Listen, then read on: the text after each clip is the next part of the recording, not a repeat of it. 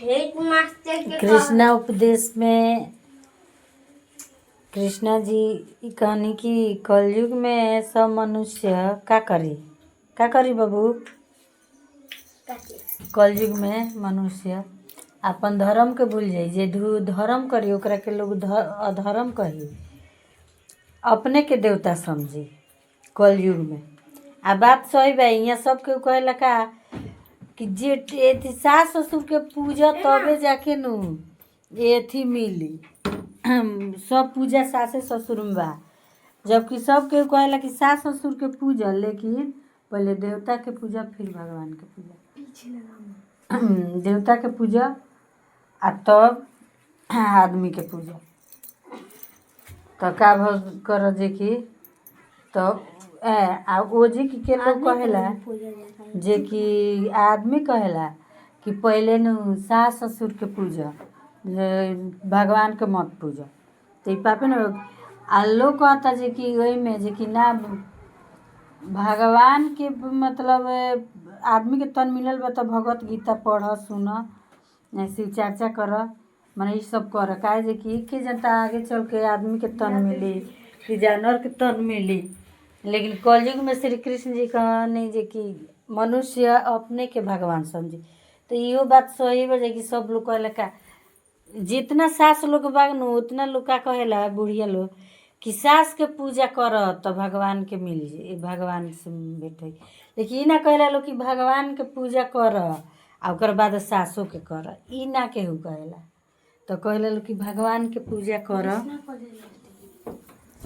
तो सारा पूजा भगवाने के एथी सासे के पूजा कल जाई तो भगवान से भेंट होई। लेकिन ओकर भक्ति के बारे में ना समझाइला लोग कि अब सासो के कर, लेकिन सास धर्म के न छोड़, केहू के पूजा कर धर्म पर चल। तो ई बते खाली अपना के पूजा करे कहला लोग, फिर से अपना के ना चेतेला लोग कलयुग में सास ससुर कि पतोहो के लक्ष्मी जैसे मानी, पतो जन सेवा करते ओकरा के सेवा मानी। तो वही में दुख करला लो। तो अपना के ना कहला लो कि हाँ सास ससुर के करे के चाहिए, सब बेटा पतो के या बेटा बेटी के बराबर माने के चाहिए। ई बतिया ना अपना भी भुला जाला लो, खाली कहला लो कि सास ससुर के सेवा करे चाहिए। अपनों के ना सोचेला कि हम कितना सास ससुर के सेवा कर ले। तो इहो बतिया ना सोचेला लो। लेकिन देखा देखी पाप, देखा देखी पुण्य ना करे के चाहिए। सास ससुर के जितना लागल उतना करे चाहिए, आ संगे संगे भक्ति भी करे के चाहिए, भक्ति ना छोड़े के चाहिए। लेकिन कलयुग के सास ससुर भक्ति पूजा करे के नहीं के सिखावत, ई सिखावता खाली हमरा के पूजा कर। तो एथी बा। तो वही से कलयुग में भगवान को कहनी जे कलयुग आई नहीं तो जे समझदार बा, जे मतलब कुछ भक्ति के बारे में जानी, उहो ना अपना बारे में बताई कि हाँ भक्ति कल जरूरी है चाहे काहे कि बताई तो ओकरे के लोग न वो कहे लगी उल्टा सीधा गलती सही। तो भगवान के पूजा कर चाहिए कलयुग में। ये कहने महादेव जी श्री कृष्ण जी महादेव जी से कि ये खाली ऐसा समय आई नु कि मनुष्य गलती सही ना देखी, खाली अपन स्वार्थ, अपन हम अच्छा से रही, हम एथी से रही, खुशी से रही, खाली अपना बारे में सोची कि हमरा के सब लोग करो, लेकिन वो ना सोची कि हम केकरा साथे कौन व्यवहार करते हैं। कर दिया। एक वृद्ध शिव भक्त के आंसू इतने पवित्र थे कि भगवान जगन्नाथ स्वयं उसकी झोपड़ी तक पहुंचे। आखिर उस भक्त की भक्ति में ऐसा क्या था, जानिए इस कथा में।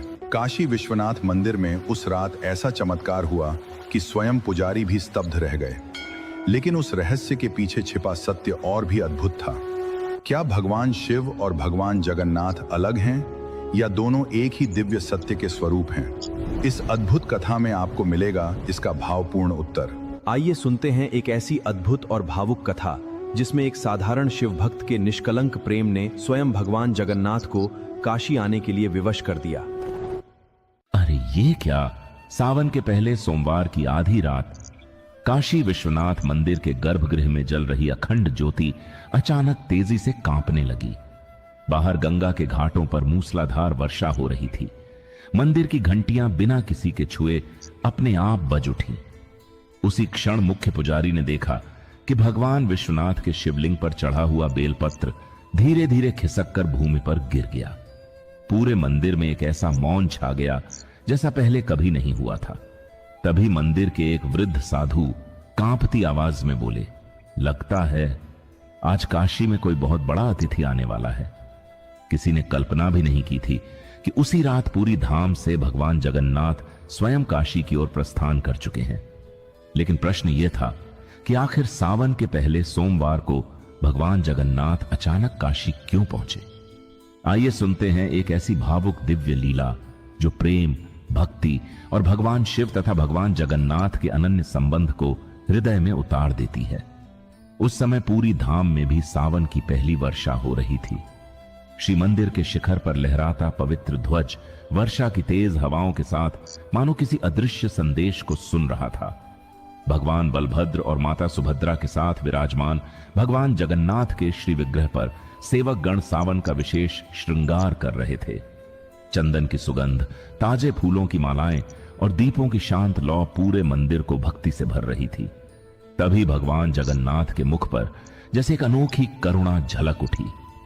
ऐसा लगा मानो उनका मन किसी दूर बैठे अपने भक्त की पुकार सुन रहा हो।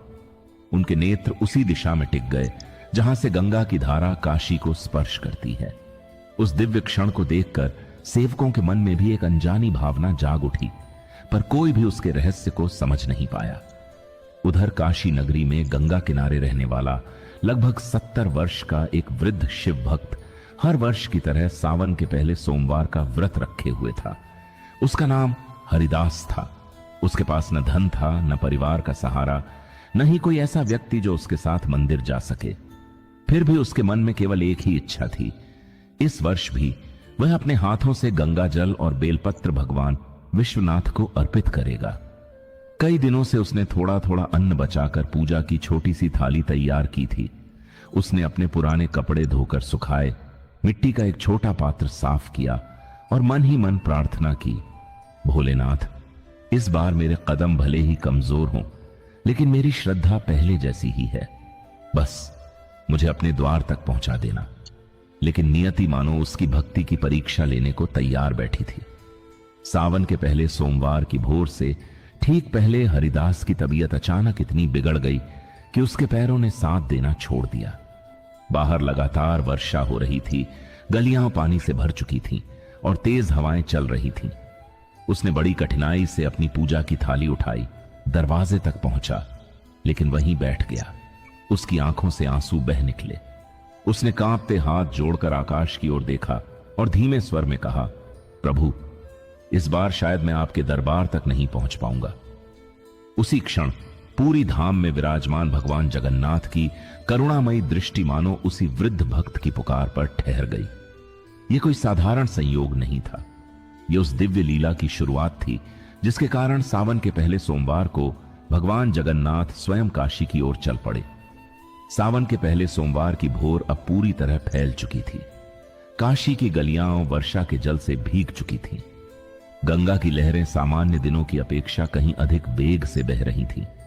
मंदिरों की घंटियां दूर दूर तक सुनाई दे रही थीं, लेकिन हरिदास के छोटे से मिट्टी के घर में एक गहरा सन्नाटा पसरा था। वह दरवाजे की चौखट पर बैठा अपनी पूजा की थाली को बार बार देख रहा था। उस थाली में कुछ बेलपत्र, थोड़े से अक्षत, मिट्टी का एक छोटा दीपक और गंगा जल से भरा एक पात्र रखा था। वर्षों से उसने कभी ऐसा सोमवार नहीं देखा था जब वह बाबा विश्वनाथ के दर्शन के लिए न जा पाया हो। उसकी आंखों से बहते आंसू वर्षा की बूंदों में मिलते जा रहे थे। वह मन ही मन कह रहा था, भोलेनाथ, आज मेरे पैर मेरा साथ नहीं दे रहे हैं, लेकिन मेरा मन अभी भी आपके चरणों में ही बैठा है। यदि मेरी भक्ति में कभी कोई कमी न रही हो तो आज आप ही मेरे मन की पीड़ा समझ लीजिए। उसी समय पूरी धाम में भगवान जगन्नाथ के प्रातःकालीन सेवा क्रम की तैयारी चल रही थी। सेवक बड़े प्रेम से भगवान का श्रृंगार कर रहे थे। मंदिर में शंखनाद गूंज रहा था। चंदन और पुष्पों की सुगंध वातावरण को पवित्र बना रही थी। तभी एक आश्चर्यजनक घटना हुई। भगवान जगन्नाथ के श्री विग्रह पर अर्पित ताजे कमल का एक पुष्प धीरे धीरे उनके चरणों से खिसक कर नीचे आ गिरा। किसी ने उसे छुआ भी नहीं था। मुख्य सेवक कुछ क्षणों के लिए ठिठक गए।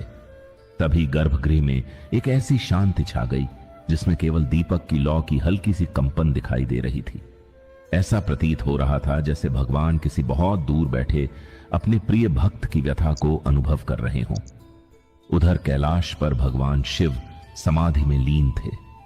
माता पार्वती ने देखा कि आज शिवजी की शांत मुद्रा में भी एक अनोखी करुणा झलक रही है। उन्होंने प्रेम से पूछा, स्वामी, आज आपके मन में कैसी चिंता है? सावन का पहला सोमवार तो आपके भक्तों के लिए सबसे प्रिय दिन होता है, फिर आज आपके नेत्र इतने गंभीर क्यों हैं?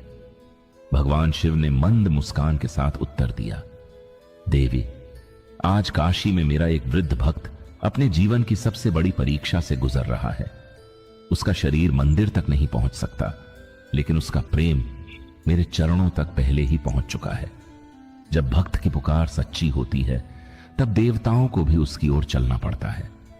माता पार्वती ने फिर पूछा, लेकिन प्रभु, आपने तो स्वयं कहा था कि हर भक्त अपने कर्मों के अनुसार परीक्षा देता है, फिर आज आपके स्वर में इतनी करुणा क्यों है? शिवजी ने गंगा की ओर देखते हुए उत्तर दिया, क्योंकि आज केवल मैं ही उस भक्त की पुकार नहीं सुन रहा, पूरी धाम में विराजमान मेरे प्रिय भाई भगवान जगन्नाथ का हृदय भी उसी प्रेम से द्रवित हो उठा है। जब किसी भक्त का प्रेम निष्कलंक होता है